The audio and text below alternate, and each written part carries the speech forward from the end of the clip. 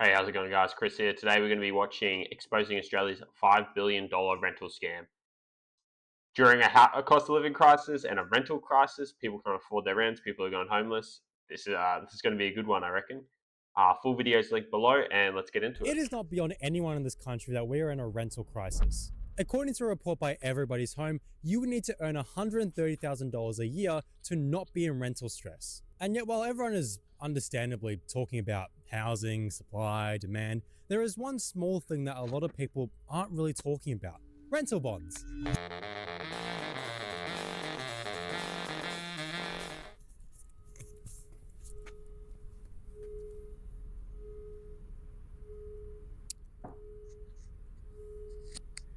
We're here with our resident renter. Renter, can you tell me what a bond is? The money I give my landlord before I break stuff? Awesome. Yeah, it's funny. Rent bonds are fucking expensive, right? So there's obviously that upfront cost of renting a house, which I don't know how much. Like, comment down below how much your bond is. I can't remember how much mine was. I think it would have been about 2 grand. And that's just you got to pay that before you even move into the house. So that's an upfront barrier of entry for a lot of people to get into the rental market. So yeah, when people are living paycheck to paycheck, it's rough out here. Well, kind of. Despite what you might think, unless you live in the Northern Territory, your landlord doesn't actually hold your bond. To those who don't know, a bond is a payment you make to your landlord, usually equivalent to about 4 weeks of rent, as a sort of insurance or security policy that, to quote our renter, ensures you won't break stuff. If you did break a bunch of stuff in your rental, the landlord can use that bond or payment to fix the stuff you broke. If you didn't break a bunch of stuff, you get the money back when you move out. But like I said, the landlord doesn't actually hold the bond. Rather, the bond is lodged with whichever government of the state or territory you're in. So here in Victoria, That is interesting. I didn't know that. So it's not even like money that the landlord could use to fix things in like the interim. Like when you first move in, maybe there's a few things wrong. They can't even use that money to repair things. It just goes to a government, which once again, we all know how good governments are at spending money and wasting money. So, like, we need to give them more money. the government has what's called the Residential Tenancies Bond Authority, which holds all of our state's rental bonds in a trust. And historically, it was held by the landlord, sometimes in their top drawer, sometimes in their back pocket. This is Leo Patterson Ross. He's the head of the Tenants Union New South Wales, and as such, he's been speaking a lot about the bond system for the past few years. In the 70s, we started to see this change where the bonds started to be held by government authorities. And in New South Wales, for instance, from 79, the law was if a landlord took a bond, they had to put that into the rental bond board, who held it in trust until the end of the tenancy, and they released it. So if government's holding it, it's more secure, but it's also then can be used. It is generating interest. It's a financial asset. Someone's going to get the benefit of it, and they invest it, and they use that to fund various bits of the renting system. And the bond board is legislated to say what they can do with that money. As Leo said, respective state and territory governments hold renters' money in a trust, and they generate Government can't keep their hands out of things, eh? They got to dip their pockets or dip their hands in everyone's pockets in any place they can. interest using that, presumably your money. They might even invest it, though we don't know where. Adding it all together, state and territory governments collectively hold about $5.2 billion in rental bonds that they earn money from. Now, the issue is that we don't actually know where a lot of this money goes. Now, we don't actually have really good visibility of how they're investing it, but we know, for instance, that there's a similar fund called One Fund that the New South Wales government is starting to set up to hold these sort of similar kinds of finances that the government often manages on behalf of the communities. And in that fund, they're aiming over a 10-year period, they're aiming to earn 4.5% more than whatever the CPI is over that time. So it's a pretty decent return. It's probably like 7 to 8% a year that they're earning on these pools of money that are often in the billions of dollars. But even if you account for keeping some of that available for use, you've still got, nearly $2 billion available to invest, to earn money. And so we calculate that they should be earning about 100 to 130 million a year. But the government is only sending back to the bond board about 70 million a year to spend on the various things that it's legislated to. So who's getting a big pay rise? That's the real question. Like who's pocketing all that money? Someone's getting a fat paycheck, that's for sure. To spend on.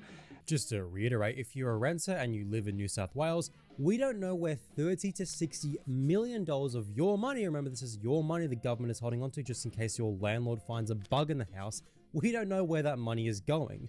If we extrapolate that nationally, state and territory governments collectively generate around $450 million in interest from tenants' bonds every year. For context, the federal government's Housing Australia Future Fund, its centerpiece housing policy, was originally projected to generate $500 million a year through returns on investment.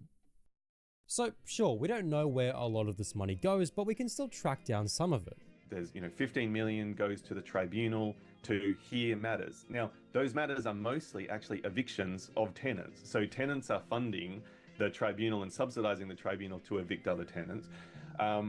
It is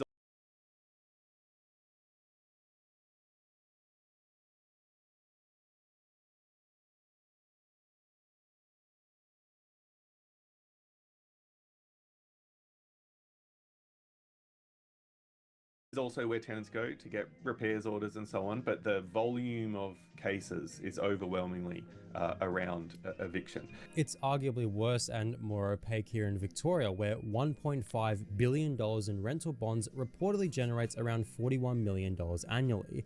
Of that, $13 million is put into the Residential Tenancies Fund, which itself is used to fund tribunals, and another $13 million mostly goes to outsourced firms and consultants. Now, it's not all bad in New South Wales. It's crazy to think about how much money these consulting firms are getting paid by the government. Like they're in the billions of profit. Like they make shit tons, and it's just another example of how bad our government is at spending. South Wales, $15 million goes towards the Tenants Advice and Advocacy Program, which provides tenancy advice and advocacy services to renters. However, as put by Leo, it's often not been at a level that's needed for the volume of renters in New South Wales. There's nearly 1 million renting households in New South Wales, and there's often been 10 to 15 enforcement officers to try and cover that whole area. And that's one of the reasons why we see non-compliance with the law, is that there isn't really this kind of active and visible regulator. So if that money was being spent on that, that'd be good too. And it's just obvious that despite tenant advocacy groups getting similar funding to tribunal hearings for evictions, at least in New South Wales, there are just way more tenants than landlords, so there's much less funding per tenant. And this isn't even to mention the private funding that goes into the typical landlord's operations, which just completely dwarfs that of tenants. So we've been campaigning for a while for a significant increase to the tenant advice service funding, but we're still talking about going from 16 or so million a year up to about 25, 26 million a year. When you compare that to the amount that is that landlords, when you compare that to the amount of money that even just they're earning on the interest from the bonds, why wouldn't they be able to afford that? It's just the government. It's again government spending money how they think is fit. And the problem is, you look at Albo, he's making $600,000 a year. He wouldn't understand the struggles of a regular day, everyday person. So, you would assume the same of these other head body people that are maybe making $200,000, $300,000 a year. Maybe they're not making that much. Maybe they are. They wouldn't. They think they understand, they think they care, but everything that they're acting on and doing is in completely the opposite direction. Are using to hide to the amount that $1 billion a year. We are talking about a really big gap in the different sort of services provided to the different people within the system. But outside of the fact that the money of renters is being used to generate returns through interest and other investments, and those returns aren't being sufficiently funneled back into things that would help said renters, there are more structural, even fundamental problems with our renting system. According to a report by law firm Arnica Legal on their casework, more than 4 in 5 landlord bond claims were found to be at least in part spurious. That means that many landlords are just artificially increasing the amount in bond you have to pay up front when you first start to rent.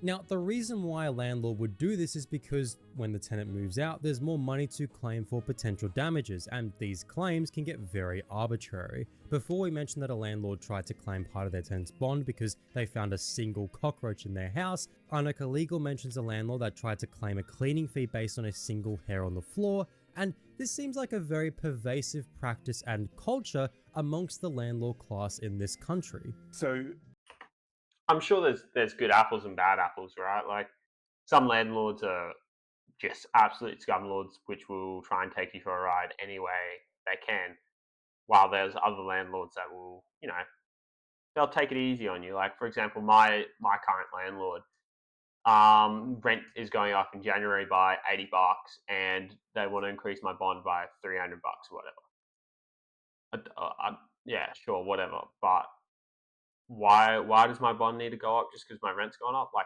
I understand that it's first and last rent, but like I've already signed a lease. My bond shouldn't have to go up because you are increasing the rent, especially when they're increasing it by the amount they are. It's just, yeah, I don't know. Times are tough, and people are just trying to squeeze you in whatever way they can. Within the renting system, there's this assumption often in the law that the two parties are equal and they have the kind of the capacity to negotiate and Two parties, landlord and tenants, are not equal. discuss things and then go to the tribunal and have that be the arbiter, but on a fairly equal footing. And that's just not the experience that renters actually have for a number of reasons. But just in terms of the actual time and energy able to be put in, like we're talking about, on one hand, an investor who is receiving rent from the tenants, as well as the capital gain and the property, and they're doing it to make money. It may not be their full-time job, but they have resources coming in that they can then use within that. And one of the things that they expend those resources on is hiring an agent to do all the various bits of being a property investor that they don't have time for. And yet the tenant needs to juggle having a job, saving for their own house or deposit, and dealing with this, like the craziness of being a renter. It's not a very stable lifestyle, I'll say, being a renter. I've only rented for a little while now, but it doesn't feel very easy or steady. Like I wouldn't want to do this for my whole life. I definitely want to be buying my own house, but it's obviously very expensive to do that. But the security and peace of mind when you buy your own house, I guess, is very it's good. However, then having your own house has your own problems. Like, if something's leaking or if something breaks, you're on the hook for it 100%. Compared to as a tenant, you just call your landlord. So there's pros and cons to both, but I guess the benefit is in the long run, you can eventually pay off your mortgage and have only rates and whatnot to be paying energy for. Whereas tenants are generally having to do this stuff themselves. If they're in a dispute, if they're organizing things, if they're running around organizing access or cleaners or so on, they're doing that all on their own. And so there is this sort of imbalance because of the transfer, basically, of the finances from one party to the other, that then lets them afford more assistance in resolving any dispute. Like Leo says, there's no real way to gauge a specific number because most renters aren't willing or able to take their landlord to court. As mentioned, and as you can probably imagine, the average landlord is much more well-resourced than the average tenant, so these disputes, whether it be at the start or at the end of the lease, are inherently tilted in favor of the landlord. So it seems that in every way, from structural inequalities and imbalances to literally the interest and returns earned from the bond money of tenants, some of which is spurious, it is a landlord's market and it's a landlord's government. Over half of the politicians in the New South Wales Parliament own multiple properties, and federally on average, MPs own 2 properties. To quote, I will say, without landlords, there wouldn't be any houses for people to rent. So therefore, that would mean you'd have to live at home until you could afford your own house. So landlords are an essential part to the economy. However, there are a lot of imbalances, and there should be, there should be a more prioritizing on a landlord in some aspect, but the equality difference is definitely too much at the moment, where tenants are getting fucking fisted in the ass every time they get a rent increase, or something's wrong. It's not it's not close enough of a balance between landlord and tenant. Obviously, we need tenants, but at the end of the day, we also need like people. Sorry, at the end of the day, we need landlords, but we also need people to be able to live in a house, so where they don't feel trapped. Like there's those videos that people are scared to even ask their landlord for something to get fixed because they're scared of being evicted, or the rent renewal not to be renewed, and that's a pretty messed up system. Leo here in The Guardian, it is clear that owning properties can influence politicians' decision making. Now, in New South Wales, Labor actually banned all donations from property, so theoretically you might say they're free from that influence, but this hasn't stopped developers and investors from trying to influence government in other ways. As reported here, developers and investors can donate to the government through putting money into otherwise unrelated projects. But even beyond this instrument, But okay, if you're a politician and you own properties, it just comes down to, at the end of the day, you want to see those properties increase, so they're going to do whatever they can to keep the property market up, and landlords having an easier or more power over the tenant. Mentalist way of analysing the property influence in Australian politics, I think fundamentally there is a pervasive idea in Australia that home ownership, whether it be one or multiple, is the main path to success and stability. That attitude is reflected in our governments, irrespective of which political party is in power. Both Yeah, they're Labor both and just as Liberal, bad. their basic position is that we should be a primarily ownership focused housing system, and that they put ownership on a pedestal and privilege it in a range of ways, and in a fairly consensus driven way. They have differences on particular policies, but at the end of the day, I think they are ultimately seeking ownership as the goal for all Australians, but it plays out in a way that's unhealthy for a housing system. So, but that's something that's ultimately, again, supported by both parties, and we haven't yet seen kind of a deviation from ownership as the goal. And that's partly the political economy of Australia, because everyone culturally has been kind of brought up and sort of trained to think that that's the way. So obviously their politicians will kind of represent that. But Brainwash, right? You look at what they're trying to do with the ban on social media. They're just trying to brainwash, or prevent the kids from learning about what they're actually doing until they're old enough to vote, and then they just vote for whoever's in party, whoever's in government, because they don't know any different. over time, as the housing system gets worse, it's probably we're going to see some change there. This hegemonic culture of prioritizing and centering real estate and ownership goes way back. In the first 4 decades of the 20th century, the Commonwealth and states all established major programs for promoting mass home ownership. And as noted by Leo, this is unhealthy. It paradoxically began to leave more and more people out of the Australian dream. This isn't the first time, of course, that this embellishment of property ownership was its own downfall. Back in the 1930s, it became clear that merely promoting home ownership through subsidized finance was not adequate to the task of solving the country's housing crises. State governments reluctantly succumbed to pressure from the working class and middle class social reformers to provide public housing.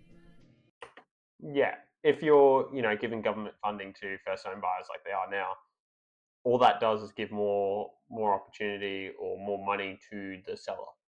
The seller can sell for 20 grand more, 30 grand more.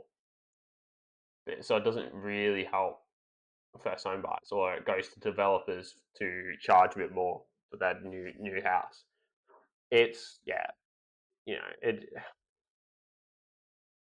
it's not fixing the system. The system to fix the system, I don't know. There just needs to either be public housing, which I don't think is really a solution. The government needs to step back realistically and stop, you know, choke holding the building system. It takes 2 years to build a house. Shouldn't take that long.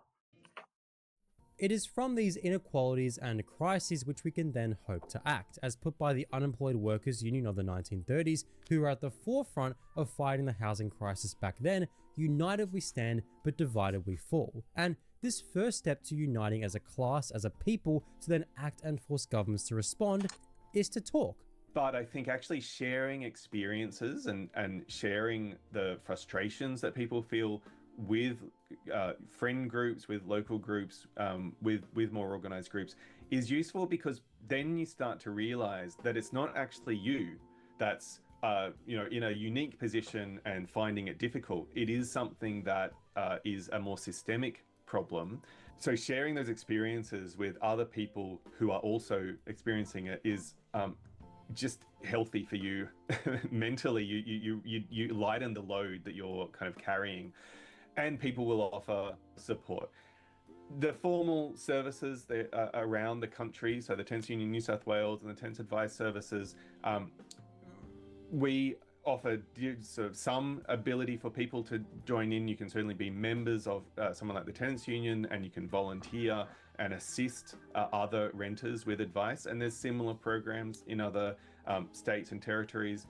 We also have events where people can come and share those stories. But even if there's not something in your local area, being online in Facebook groups, looking for other people, and then starting a discussion there, moving into the real world can be a really useful thing, and it's where a lot of groups have come from over time.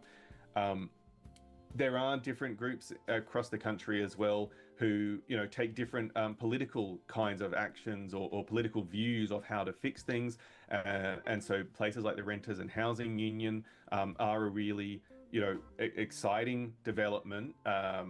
They are much more of the sort of that evolution of grassroots. They really came out of a response to COVID and feeling really frustrated at the way that government was responding. So people should find their tribe, the people who are feeling the same as them, and also feeling like the solutions might be things that they can join in on. Even just offering support to a person who's going through a hard time can be really, really valuable to that person, but also to you as part of a community. Housing is one of the biggest questions that we face today, and it's imperative that a grassroots organisation revolves around these things. On the 2nd of August here in Melbourne, there is going to be a big demonstration against the privatisation and demolition of the inner city public housing towers. It's organised in part by the Renters and Housing Union, Rahu. It can be a great point to start being involved and connect with people who are likewise struggling from the current housing crisis. Get down, get involved, and demand action from the government. Crazy to think that during a time where people can't actually find a place to live, and the government should actually be stepping in, they're actually stepping out of it, right? And they're taking away I think it said 10,000 houses. That's insane. Anyway, guys, that will be it for this video. If you enjoyed, actually, we'll have a look at the comment section. Holding it. It's more this video. See what's this going. Misspelled scam. Yeah, right. Yeah, good job, mate. A very well done video. Yeah, it was very good. The real scam in South Australia is refusing to put a cap on rent prices. It went from $250 a week for the first year of my lease to now $320 a week. Yeah, you want to say that putting a cap on these things will help, but you look in Melbourne, they're doing a whole bunch of things to try and fix the problem, and what they've caused is landlords to leave that market, and then no one has a place to live. So it's a fine line. It's hard to balance. 78% of all bonds are returned full across the bond boards. Well, that's good to know. rentals should be outlawed. You live in a home, don't be enslaved to others to pay it off for you. Yeah, would be nice, but where are you going to live when you first move out of home? Unless the property market is affordable, which it's definitely not at the moment. You're just going to be stuck at home for the rest of your life. Why does this government not surprise me? Yep, pretty much. The government just fucking sticks their fingers in everything.